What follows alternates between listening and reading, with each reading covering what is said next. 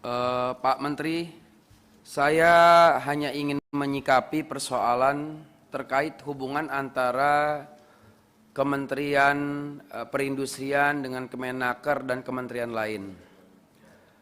Yang pertama, saya banyak membaca apa yang disampaikan pada hari ini terkait masalah konsep-konsep dan program-program pelatihan.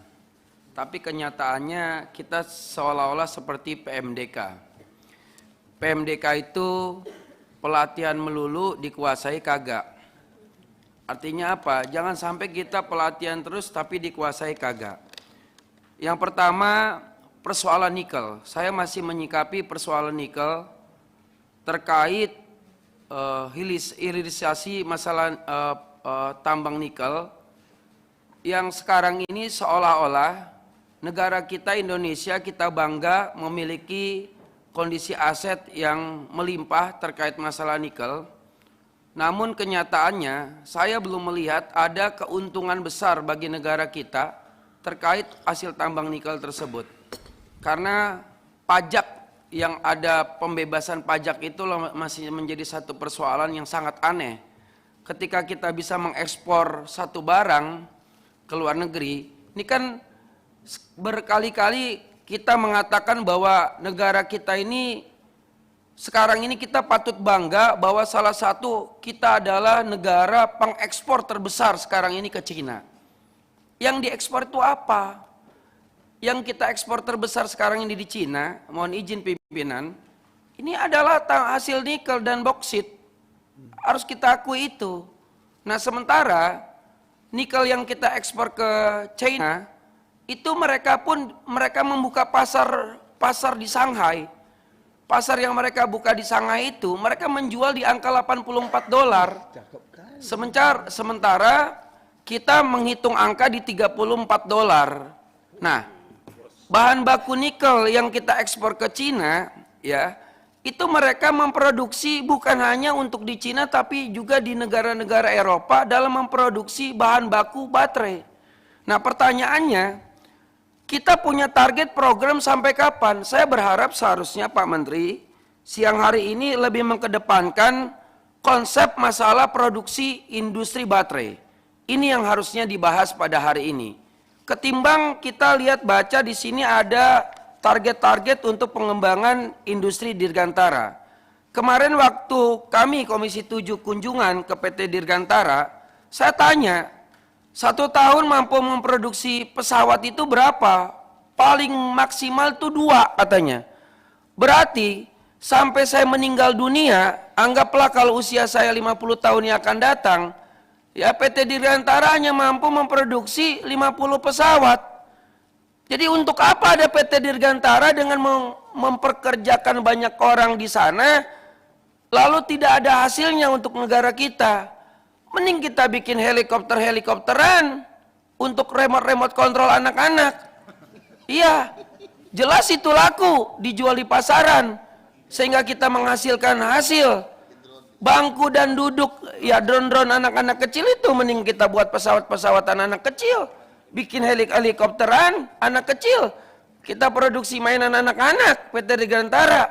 Daripada kita buat pesawat beneran, 1 tahun cuma bisa bikin 1. Bangkunya aja, saya datang ke sana. Itu waktu saya datang waktu masih SMP, Pak. Saya datang ke PT Dirgantara, itu saya datang waktu zaman presiden kita masih Bapak Soeharto. Itu bangkunya aja masih bangku-bangku zaman dulu, Pak. Duduk di PT Dirgantara itu. Artinya apa? Itu nggak boleh goyang sedikit itu patah bangkunya. Maaf ini. Jadi artinya apa? Bagaimana kita berbicara program industri Dirgantara nasional ke depan? Sementara bangkunya aja mudah patah. Bagaimana orang mau naik pesawatnya? Kalau untuk rapat kerjanya aja di situ, bangkunya banyak yang robek. Itu sudah bulukan. Zaman tahun jadul, ya kan? Itu Pak layaknya jadi museum sebetulnya. Betul lah. Itu sudah layak jadi museum. Mending makanya saya katakan kita bikin remote kontrolan, main anak-anak di sana, pesawat-pesawat tempuran, ya kan, alat-alat remote control seperti itu. Nah maka saya melihat Pak, ya kita harus melihat segmentasi yang mampu kita lakukan untuk masalah industri dirgantara. Kalau ingin merubah konsep pesawat terbang menjadi kargo, ini anggarannya mampu nggak kita untuk jangka panjang? Ini kita kadang-kadang selalu membuat konsep yang wah, padahal jadi weh. Nanti ganti menterinya, sudah nggak ada lagi menterinya, Pak Agus Gumilang sudah tidak jadi menteri, ini hilang lagi Pak. Itu besok udah lain lagi tuh konsep menteri yang baru gitu loh. Begitu aja kita hidup ini di Indonesia kayak main congklak. Isi-isi kosong-kosong, isi-isi kosong-kosong. Begitu aja, udah kayak main congklak. Jadi lain menteri, lain konsep, tidak ada jangka pendek, jangka menengah, jangka panjang. Konsep antar beberapa menteri ini nggak dilakukan. Ya kan? Artinya apa? Sejauh mana konsep ini akan dilakukan? Contoh, ya, Kementerian Perindustrian dengan Kementerian SDM. Kita bicara industri nikel hari ini. Sementara smelter hampir rata-rata boleh dicek smelter itu. Itu investor dari Cina rata-rata. Nah, mereka menguasai harga pasar itu. Mereka menguasai harga pasar nikel itu. Nah, kalau kita tidak cepat berbicara masalah produksi baterainya, Kementerian Perindustrian bukan memiliki misi itu sekarang dalam rapat kerja dan ke depan, ini percuma Pak. Lebih baik rapat-rapat kerja kita dengan Pak Menteri, selalu kita membahas masalah baterai pimpinan. Masalah baterai terus yang kita bahas. Hanya untuk bagaimana masyarakat Indonesia ini bisa mendapatkan kesempatan pekerjaan seluas-luasnya.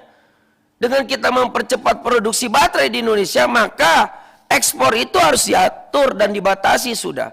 Karena kebutuhan bahan bakunya pun dibutuhkan di negara kita sendiri. Ini jujur Pak Menteri. Pak Menteri boleh cek ya beberapa berita dari media sosial. Kalau tidak percaya kata-kata saya. Pak, itu smelter setelah memproduksi bahan baku nikel dari tambang, mereka tidak bisa menumpuk bahan itu. Sehingga bagaimana caranya? Siapa yang akan bisa menggunakan itu? Cina sendiri tidak mampu Pak, sama. Cina sendiri tidak mampu hasil produksi tambang dari negara kita untuk dikonsumsi mereka. Maka